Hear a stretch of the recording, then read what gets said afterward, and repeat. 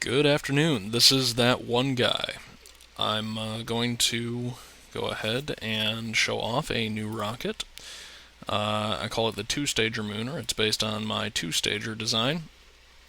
And this is just, I guess, a rocket for rocket's sake. It's got exactly two real fuel stages, and it's pretty basic. Now, this one's capable of going to the Mun, and by extension, Min-Miss probably. I haven't really tried that. But all it really is just it puts me in mind actually of the Mercury project after they graduated from the Redstone rockets.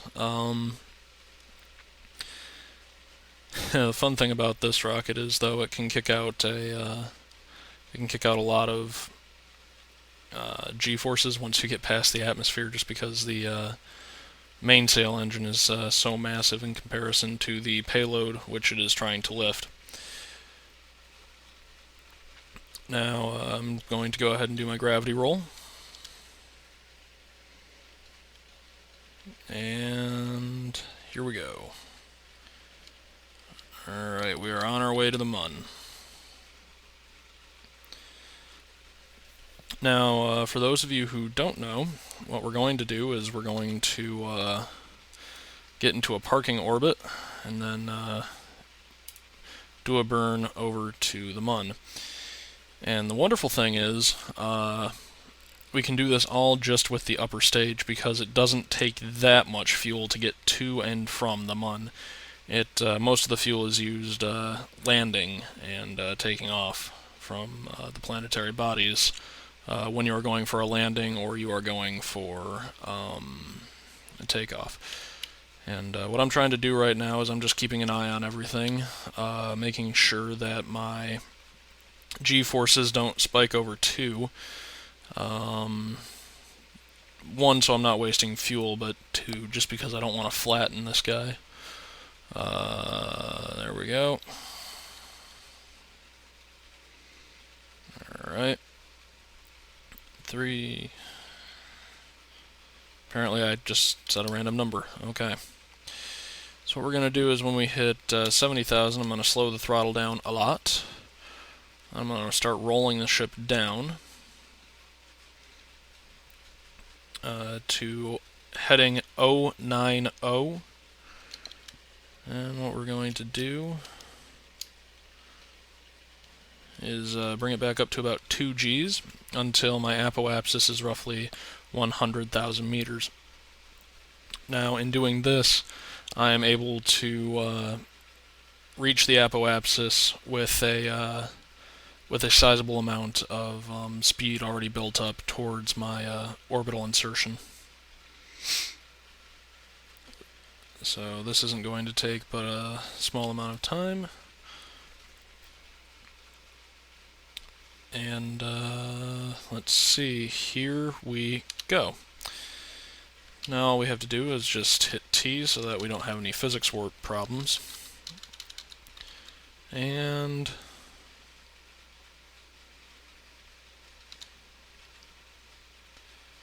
here we go. I'm going to turn T back on. We're going to throttle up to about 1 G. Roll down to the true telemetric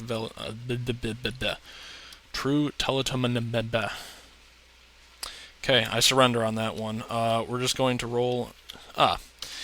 And we've burned out our fuel, but that's not an issue. We've gotten our orientation, so what we're going to do is we're going to full throttle and separate this stage. This will fall back to the planet, and we're going to be getting to go to the Mun here in a little over a 6-hour period. But right now what I'm doing is I'm trying to build up into a circular orbit that's roughly 100 kilometers by 100 kilometers. And I'd just like to point out that this stage right here, this whole thing, can get to the Mun and back. Now what we're going to do to make it a little bit more interesting is I have another one of these rockets already up at the Mun. And what we're going to do is we're going to try to do an insertion and then a rendezvous. So let's see. I believe the magic golden number is about 2,200 meters per second. So we're coming up on that. And yeah, we're starting to get a pretty good. Let's see if we can't slow that down a little bit. Yeah, that's wonky, but it should work fine. Because if my math is right, we're going to be about 100,000 meters when we see the Mun rise. And for those of you who don't know, that is when you do your insertion burn, right as if you're on about 100 kilometer orbit by 100 kilometer orbit, when the Mun rises is when you do your burn. So yeah, my tolerance is okay. We're within tolerance. So what we're going to do is we're going to turn on RCS, quick roll down to the TTTV, and half throttle. And we should burn through our first fuel tank about now, because that was what we used to get into the proper orbit. Now this last fuel tank is all that we're going to need to get there and get back. I'm not entirely sure about actually getting back after doing all of the burns that are required for rendezvous. So what we're doing is we're building up to about 3,000 meters per second, because that is roughly how fast we need to be going. And yeah, we're just burning out to the Mun. So I've been following the live streams a little bit. I thought the modding, the community modder day, which was today, the 16th, was interesting. I'd love to play with mods, but this is going to sound stupid, but I'm holding out for 0.18. And that's not the stock purist in me talking. What that is a lot of the mods are going to have to be redone for 0.18 anyways, and I feel like we're probably about 2 weeks away from that. Simply because I already know they're at least on Experimental 1, and they're not going to release it on Black Friday, I don't think. I mean, they could, but I doubt that would happen, unless they want their servers to crash forever. But yeah, it's just a gut feeling. You can probably expect it, I guess, in 2 weeks. Don't hold me to that, but how many people actually watch my videos anyways? Alright, so a fun trick here is if you know the altitude of the craft that you're trying to intersect, go slightly below that altitude. Now you'll see I'm at 68,000 meters. The craft I'm trying to intersect with is at 50,000, so what we're going to do is we're going to go to 30,000, and we're going to go ahead and do 33, so we have a little wiggle room. The closer you get to the surface of the planet, the less fuel you have to spend to get into orbit. This is just due to speeds, variances, and things like that. So now what we're going to do is turn off both RCS and SAS, speed up the craft, hoopy-doo, and here we go. Alright, now hopefully, that would be terrible if I came in and this intersected with me. Alright, now the reason I'm undercutting this instead of letting it run its course is because it's more fuel efficient for me to be closer to the surface of the Mun rather than being on the outer orbit and coming in. Now that's going to take a little bit more time for these to catch up to each other. So what we're going to do is we're going to roll the ship and get into an orbit. And what I'm going to do is I'm probably going to, after I get into the orbit, be quiet for a little bit and... Alright, here we go. 12 seconds away, 11 seconds away. This is more open throttle than I would want to be, but desperate times. In fact, I would be fine without this orbit being too terribly perfect. I just need it to be kind of circular. For the simple reason that I need to be able to intersect with this with a fair amount of certainty. 33, 36, that's fine with me. Now, you'll see that I'm at a really, really weird angle here. So what we're going to do is I'm going to roll to heading 360 or 000, because what we're going to do is we're going to do a correctional burn. Alright, so here we go. Swing around to the other side of the planet. We are actually off by quite a bit. So this will be interesting, because we're going to have to do several correctional burns for this. Now, the way you do this is when they intersect the orbits, you light up your you light up the engine, and you see I'm facing north because I was north of the orbit on that side. So what's going to happen is, once this lines up, I'm going to cut thrust. There we go. That's close enough for right now. What's my periapsis? 31, 35, and for a parking orbit, that works fine.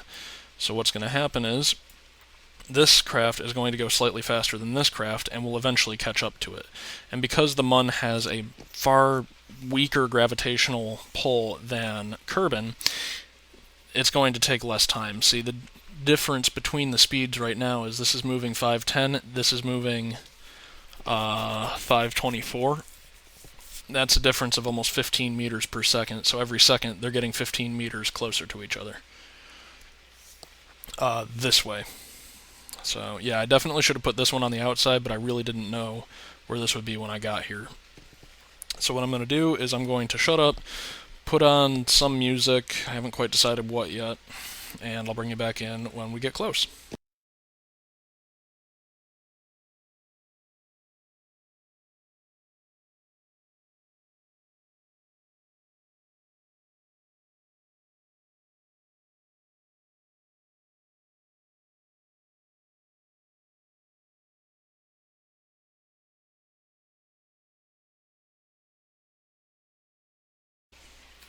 Alright, and what we're looking at here is we've done about 6 orbits by my count, and we're actually to the point where I actually am thinking about getting in line with this craft a little bit more. So what we're going to do is, let's just hope that I didn't blow through all my RCS. I did not. Good. I forgot to turn that off. There was a bug where if you left your RCS on, it would drain completely.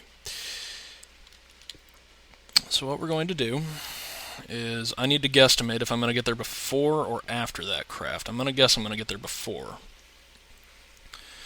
So what we're going to do is we're going to bump out to 49,000 meters. And we're going to bump into the high 49s. So that if I'm wrong, it's not too hard to correct. So we're going to turn that off. Roll this over, so that when I get there I can immediately do a burn. And hopefully I'm still lined up pretty well.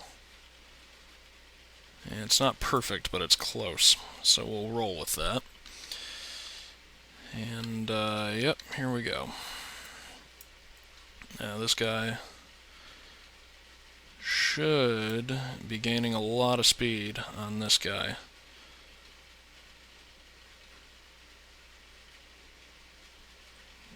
Yep, and I was right. I'm not quite at the altitude that I need to be at. So what we're going to do is, when we get here, we're going to speed up, and we're going to approach the original craft at a much slower velocity than we were before. However, we will be approaching the craft because we are still at a slightly lower altitude. Now, I just need to make sure that this doesn't get too overzealous. I'm gonna have to. That's my sweet mate. Yeah, come on in, man. Yeah, go for it. That was my sweet mate, everybody. He needed a tissue, because apparently he doesn't buy his own.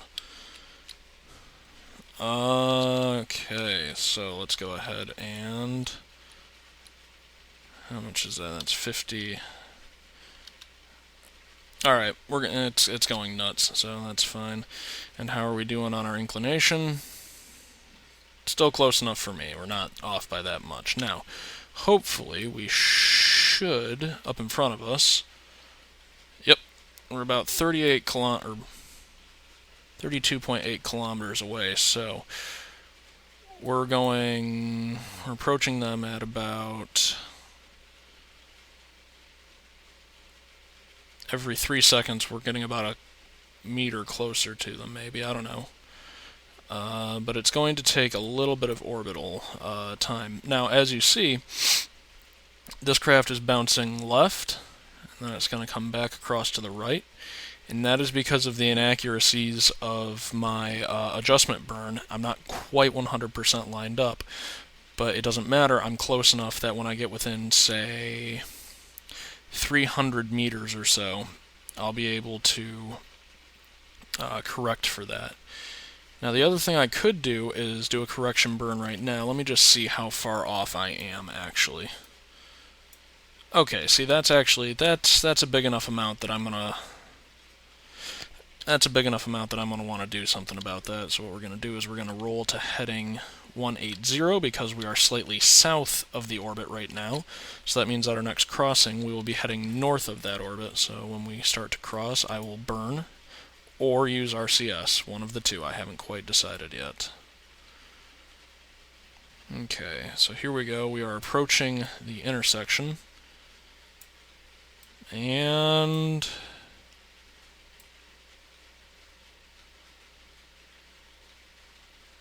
Excellent, that is the intersection. So what we're going to do is roll up. We're going to look back here. We're going to throttle up ever so slightly, and there we go. Now, 49.87, 50 point... Okay, that's still below this orbit. I'm still fine. So now we're going to be a little bit sideways, and this should have less back and forth now. See, it's going to just wobble left and right a little bit, but not a lot. And at a much slower rate.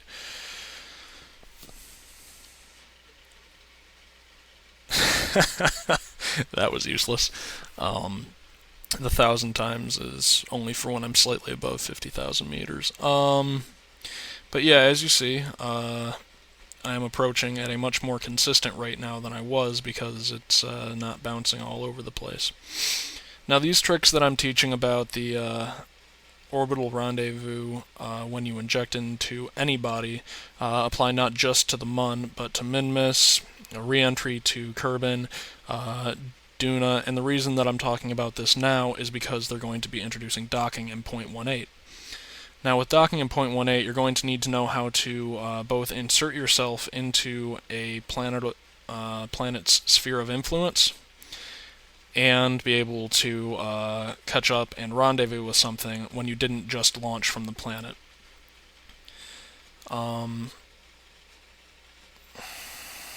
So, yep. I would speed this up a lot and put some music on, but I'm less than 20 kilometers away, and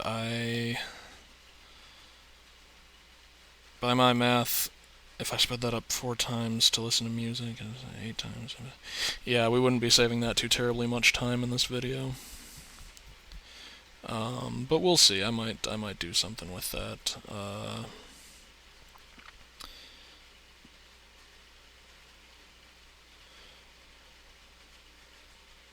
Yep. I don't want to put more... Oh, that was Minmus right there. Maybe on our next orbit around we'll see it again. That was pretty cool. I'll point it out if I see it again. I'll slow it down and point it out if I see it again. Where was that? That was very cool. You could see that pretty well from here.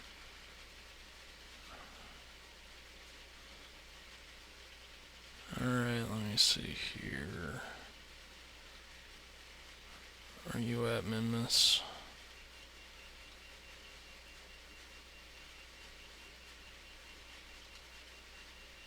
I didn't see it again.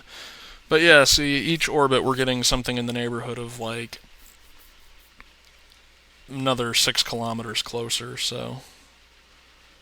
Or maybe a kilometer closer. I'm not sure. I haven't really been paying that much attention.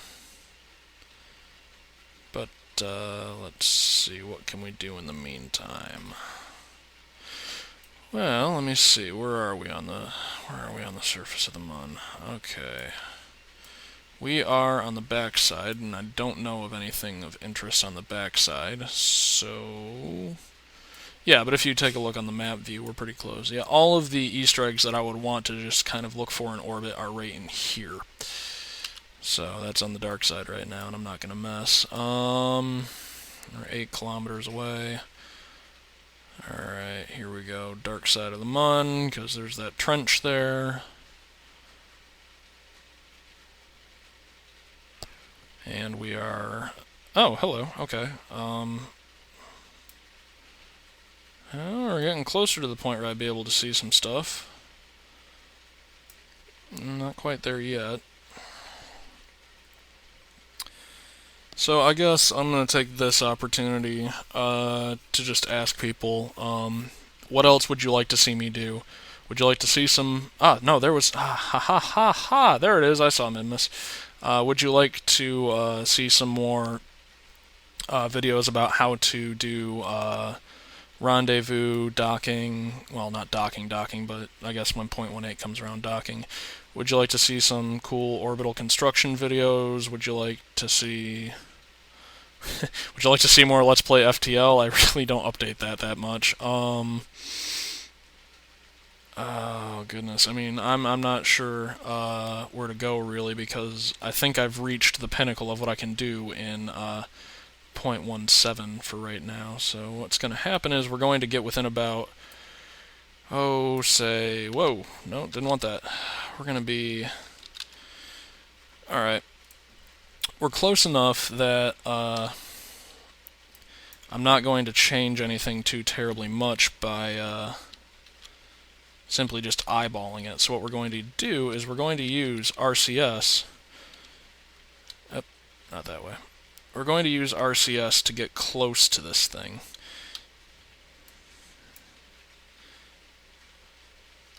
And as you see, I've still got plenty of fuel, so when I need to clear out from this thing... actually, where am I right now? Oh, excellent. I'm just going to be able to go back to the planet after I do this rendezvous. As you see, I've picked up a lot of relative speed towards the target craft, and going up slightly. Somebody really needs to stop that alarm. Sorry. My building, if a door stays open to the outside too long, an alarm goes off to let people know. But sometimes what happens is people just open the door and don't let it close all the way, so... Hopefully it's nothing bad, but it could be, and I really don't want to be around if it is. So as you see, this is all just about using the RCS once you get within about half a kilometer to approach the other ship. Which is why, if you're at least close on your orbital inclinations, you can do this and cancel out the rest of it. However, if you were like I was back at the start of this whole thing and I was off by about 30 degrees, that would not work. These would just be, it would look like one of those old cartoons of atoms. So let's see, I'm still slightly below this craft, so let's go ahead and pick up a little bit. And the reason you can't just do this to get close to a craft when you're in regular orbit is because I'm actually affecting my orbit quite a bit right now. Right now, I'm just close enough that I can use this as a reference point without affecting my... Nope, I need to, oops, wrong button. There we go. I guess, to be helpful, the buttons to use the translational, yeah, I guess that's right. The translating abilities of the RCS thrusters are I, J, K, L, then H and N for forward and backwards. Alright, we are closing into 90 meters. Alright. Now we're going to want to start thinking about braking, because one thing I don't want to do is I don't want to just slam into this thing. Looks like I would be going over it anyways, so let's go ahead. And yep, this is not the most exciting part of the flight for the viewer, but for the pilot, it gets pretty hairy. Aha, yes, see, I'm way above it right now, so I need to come down. And apparently I'm losing a lot of speed, so in relation to the craft, so what we're doing is picking up a little bit of speed, and then using the RCS thrusters to force ourselves onto an orbit.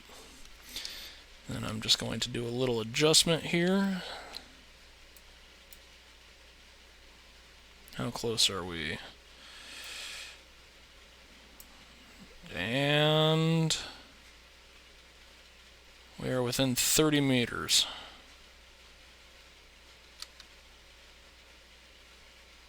Alright. Let's go down and back.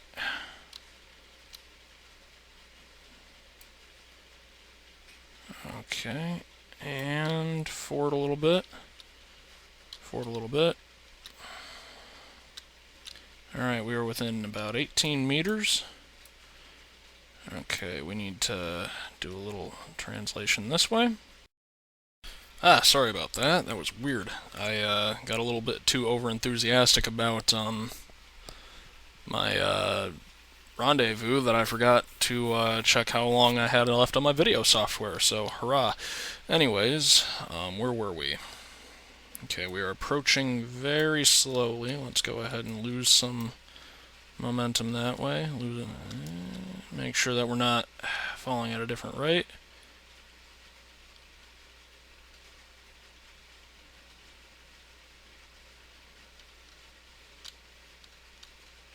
And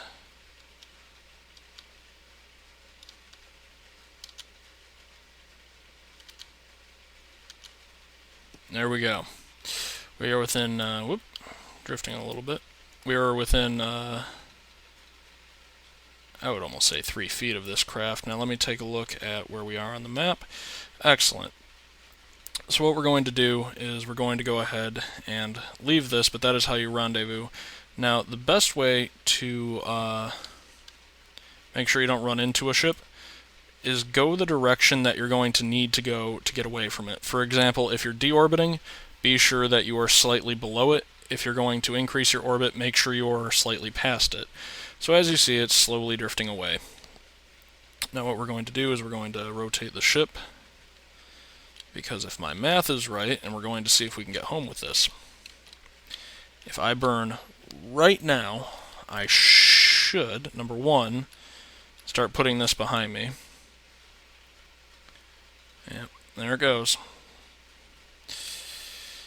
Number two, I should be able to just compress what would be 2 burns into 1 right here.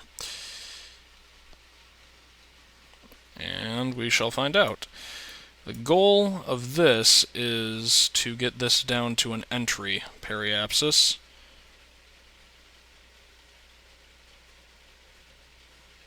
There we go. Now I just use my RCS to back it out to 30,000. Take a look. Yep, we're gaining some pretty serious speed away from this thing. And here we go. On the great adventure to get back to Kerbin. Oh, wow, look at that thing go. Alright, and we are at 232,000. We're going to speed up until we get to about 100,000.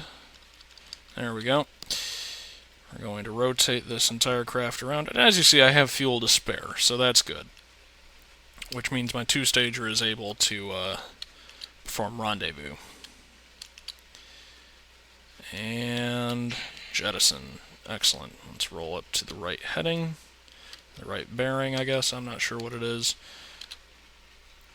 And prepare for re-entry. So this should just kind of go away. Now, one thing I like about this is entering at night. Once you hit the atmosphere, you can see the planet a bit better. See, there it goes. There's the light level shifting. And landmass. It's an interesting effect. I like it, but it makes it harder for flying at night because back when I had a working SSTO, I was able to use the India subcontinent shaped thing as my reference deorbit point. From there I knew the exact periapsis to land on the runway.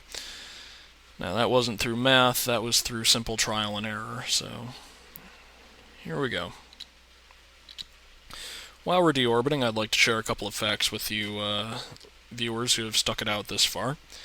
Number one, did you know that the original Apollo plan was not to land in the water, but to land on the landmass because they thought that they could control the descent a little bit better, and the recovery teams would have less of a trouble getting to them. This was scrapped when they discovered that landing on land presented more problems than landing in water. Let's see, what else?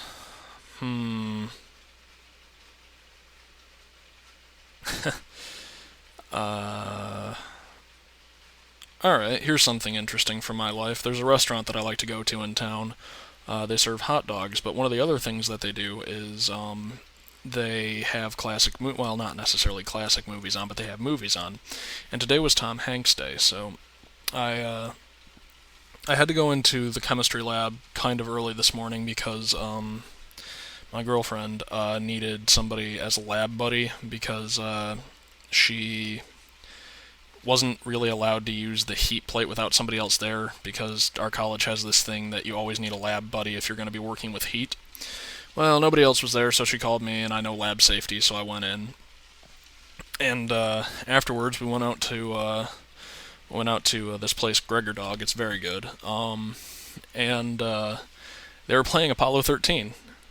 And I'm like, oh my goodness, I love this movie because they actually rented one of those zero-gravity planes and put the mocked-up LEM and command module in one of these zero... Whoop. None of that. There we go. They actually put a mock-up command module and a mock-up LEM inside one of these zero-gravity planes so that they could get the zero-gravity shots that they needed. And in my mind, that's actually what made that movie phenomenal, because they didn't use the harnesses and wires to simulate zero gravity. They actually put the actors in zero gravity, so, you know. And everybody did a really good job in that movie, specifically Kevin Bacon, Tom Hanks, Bill Paxton, Ed Harrison, I believe his name is, the guy who was playing Gene Kranz. No, they did a really phenomenal job in that movie. So, yep, we've only got about 2,000 more meters till we get to the planet. The mission actually didn't take that much longer than rendezvous around Kerbin. Sometimes my rendezvous go kind of foul, and they take about this amount of time to do the rendezvous and return. But no, it's kind of interesting that I had a pretty good judgment and was able to get the rendezvous in such a short order, because let's see, you take out about 10 hours or so. That's still 1 day 3 hours, 1 day 4 hours for the rendezvous, and that's not bad. And I'm assuming, that's how long it took me to get to the Mun and back is about 8 to 10 hours, so we'll go 10 hours. Takes slightly longer to get there than back. But, yep. And I guess, again, this rocket is definitely an illustration of it is easier to get to the Mun, orbit it, and come back than it is to take up all the crap to land on it and come back. Because my two-stager Mooner orbit rocket, which is this, is much, much smaller than my single-man lander that goes out to the Mun and comes back. But we're about to touch down, so I want to say thanks for watching. This has been That One Guy from sunny Holland. Have a good night.